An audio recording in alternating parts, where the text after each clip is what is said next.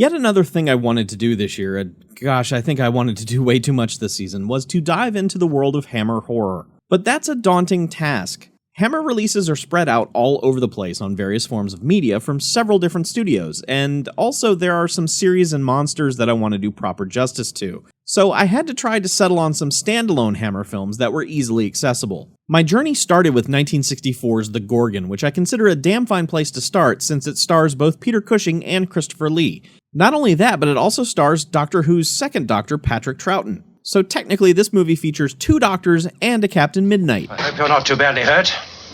No. If there's a repetition of this, Inspector, I shall hold you responsible. I'm sorry. My police force is very small. We have other duties besides giving protection to unwelcome visitors. Anyway, a lover's quarrel results in a young woman turning to stone and a young man committing suicide.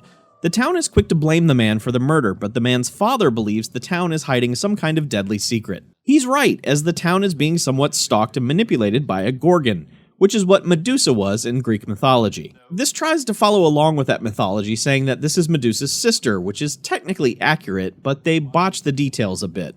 The Gorgon has a surprise reveal that it hints at entirely too soon, and there's not a lot that actually happens in it, hence this shorter review, but the acting and the atmosphere make it entertaining nonetheless. This was a decent place to start, and I recommend it. I've always been curious as to what made Robert De Niro start taking any role that was offered to him. In 2004, he started doing horror movies, which was new for him, Angel Heart aside.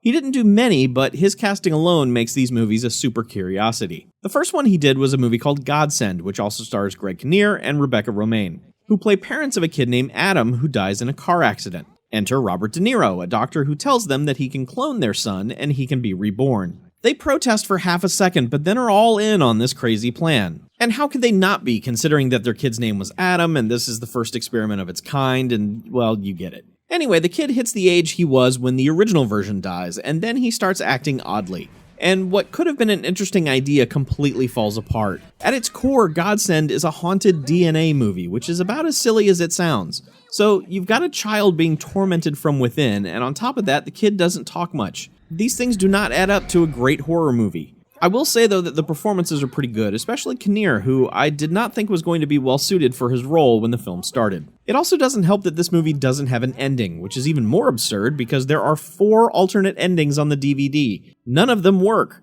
Imagine shooting 5 different endings for your movie and none of them work. Yeah.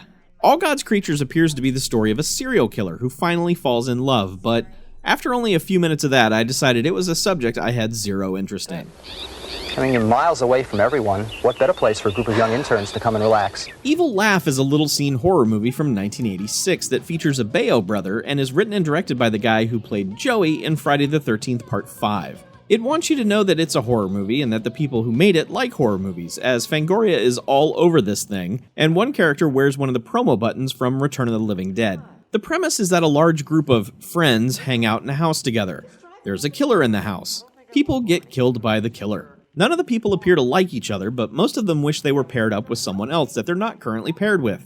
So it's non-stop confrontation and awkwardness until somebody dies, and then we have to deal with someone else's awkwardness. When you go swimming, there's a surefire way to tell if she wants you. Now, rub yourself all over your arms, your legs, your butt. It turns them on. Rub myself. Listen, I bet you $50 if you rub yourself, Connie's gonna get so turned on she'll ask you to be alone. You got a bet. Apparently the filmmakers turned down a deal from Vestron Video to initially distribute their movie.